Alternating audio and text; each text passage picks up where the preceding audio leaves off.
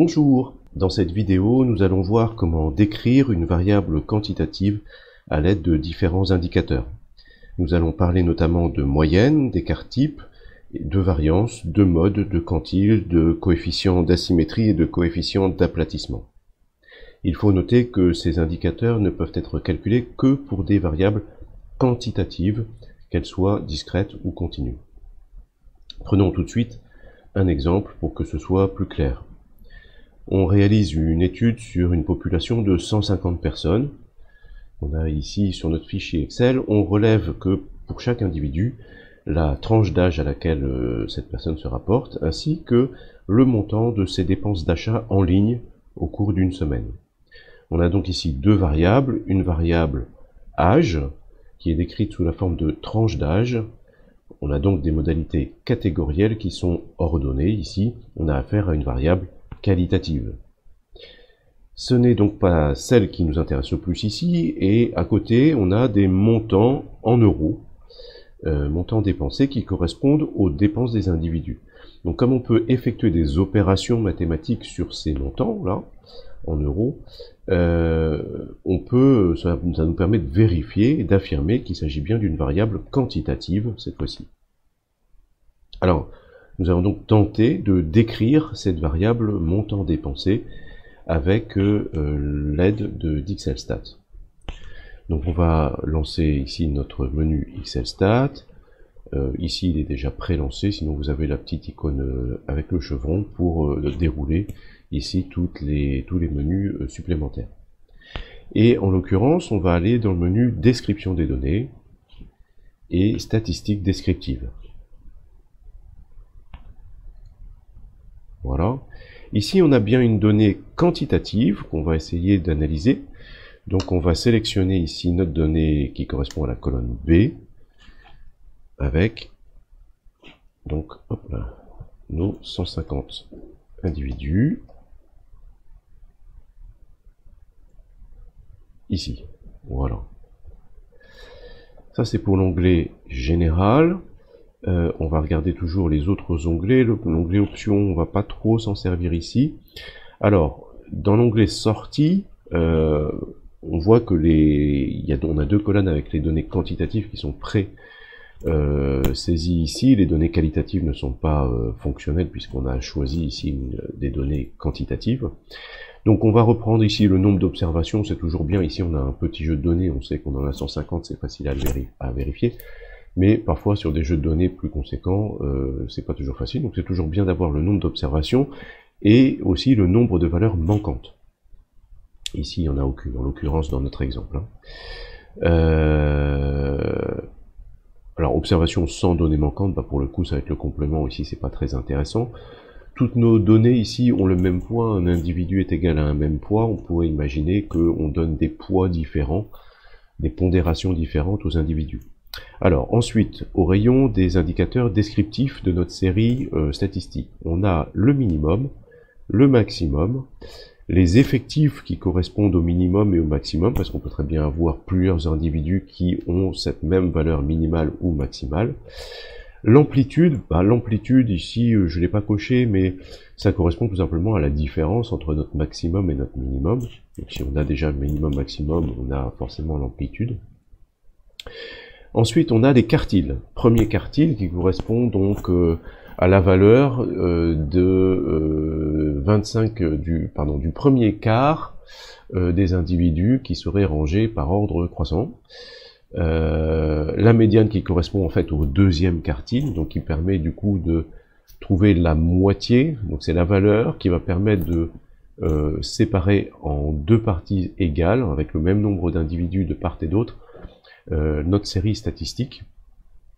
Le troisième quartile, toujours sur le même principe, mais cette fois-ci donc on a 75% des individus de notre série. La somme ici des valeurs, bon, c'est pas très intéressant. Bon, encore peu, on pourrait imaginer la prendre, on pourra avoir le total dépensé sur les 150 individus. La moyenne, donc qui va nous calculer la moyenne arithmétique de montant moyen dépensé par individu. La variance qui n'est autre ici que le carré de l'écart type. Alors vous voyez qu'on a deux variances et deux écarts types. La variance ici n, c'est la variance qui est calculée pour une population. Ici, on considère que nos 150 personnes constituent l'intégralité de la population qu'on étudie. Si ce n'était pas le cas, s'il s'agissait juste d'un sondage auprès de 150 personnes qui seraient représentatives d'une population plus élargie, on choisirait l'autre ici, variance n-1, c'est-à-dire la variance calculée pour un échantillon. Ici, on a exactement la même chose avec l'écart type pour la population, écart type pour l'échantillon. Je passe au coefficient de variation. Ensuite, on a des coefficients d'asymétrie. Alors, coefficient d'asymétrie dit de Pearson, coefficient d'asymétrie dit de Fisher, et coefficient d'asymétrie de Bowley. Alors, pardon, ils sont calculés différemment, ces coefficients. Attention, en fait, ici sur XLStat, ce qui est appelé coefficient d'asymétrie de Pearson, ça correspond en fait au coefficient d'asymétrie de Fisher. Je vais y revenir juste après. Il y a une petite inversion qui a été faite. On a ensuite ici des coefficients d'aplatissement, qu'on appelle aussi le kurtosis. Pareil avec deux modes de calcul de l'aplatissement. Donc là, autant la symétrie nous permet de dire si notre série statistique est un peu déportée vers la droite ou vers la gauche par rapport à la médiane ou par rapport à la moyenne, autant l'aplatissement nous indique en gros la hauteur du pic, du ou des pics de notre série statistique, pic en termes d'effectifs, hein, sur des valeurs qui seraient proches ou identiques. Et puis c'est à peu près tout ce qui va nous intéresser, c'est déjà pas mal de choses dans les indicateurs descriptifs de notre série ici. Et l'aspect graphique, je le traite dans une autre vidéo, donc je vais même carrément retirer ici les boxplots. Je vais encore regarder ici, ça c'est donc les options pour les graphiques en particulier. Je vais laisser tel quel. Je fais OK. Là-dessus, XLStat, comme à son habitude, a une petite fenêtre de dialogue qui permet de vous vérifier combien exactement de colonnes et sur combien de lignes vous travaillez. Donc on a bien nos 150 lignes. Alors si je fais juste un retour, pour bien préciser, ici j'ai saisi le B1, mais j'ai bien cliqué ici sur libeller des variables, donc pour indiquer que ma toute première cellule est une cellule de libellé, donc ne fait pas partie des valeurs à prendre en compte proprement dites. Donc au final, on a bien effectivement nos 150 individus sur une seule colonne. Continuer. Et donc là, XLStat nous crée un nouvel onglet, et on va essayer de le détailler rapidement ensemble.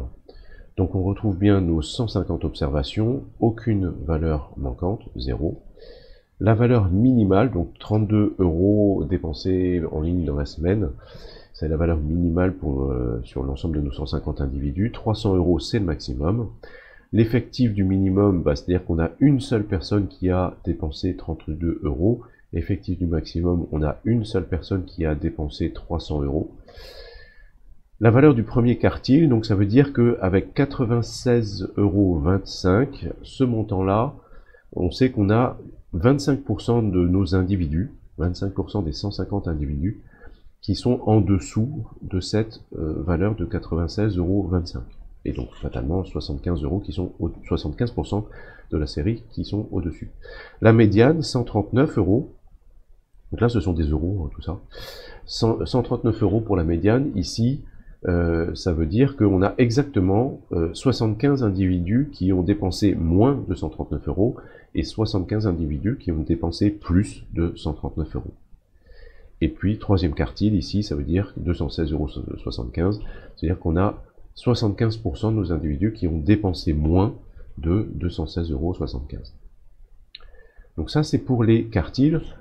D'une manière générale, on pourrait parler de quantiles. Les quantiles, en fait, ça consiste à faire exactement ce même travail, mais simplement pas nécessairement découper notre série statistique en 4 morceaux identiques en termes de nombre d'effectifs, mais on peut imaginer avoir des déciles, donc c'est-à-dire que là, on va diviser notre série statistique en 10 morceaux identiques avec 10% des effectifs dans chaque décile.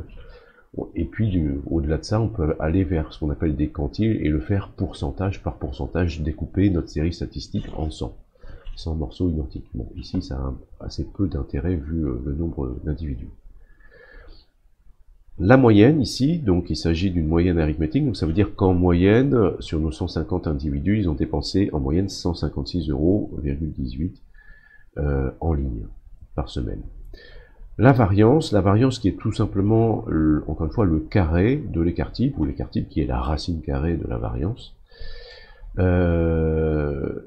donc qui écart type de 69 €. Donc ça veut dire qu'en fait, si on prend, si notre série statistique ici ressemble, on ne le sait pas encore, hein, mais ressemble à peu près à une série de type loi normale, on sait que si on prend 69 € en plus ou en moins de la moyenne, donc 156 plus 69, on va être près des 226 €, et moins 69, on va être près des 86 €. Donc en gros, entre 86 € et 226 €, on devrait retrouver l'essentiel de notre population, environ les 2/3 de notre population, voire même un petit peu plus des 2/3, si on est dans le cadre d'une population normale. Alors, j'en arrive ici au coefficient d'asymétrie. Excel, le logiciel Excel, vous propose aussi des formules de coefficients. On voit ici coefficient d'asymétrie. Donc si je fais ici le calcul coefficient d'asymétrie en reprenant mes données en question, je vais les resélectionner ici.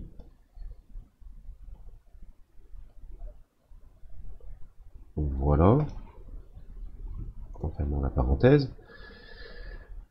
Je vois que j'obtiens en fait ce chiffre qui correspond à celui-ci, hein, donc 0 en forme arrondie, 0,332. Hop. Et j'ai une autre formule ici, coefficient asymétrie point P.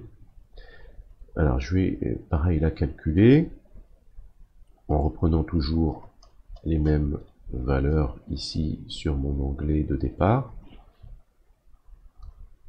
Et là, je vois que j'obtiens, pareil, à l'arrondi près, la même valeur que ce qui est affiché à symétrie de Pearson. Alors en fait, ici, ce coefficient asymétrie point P, ça correspond en fait au coefficient d'asymétrie de Fisher, calculé pour une population.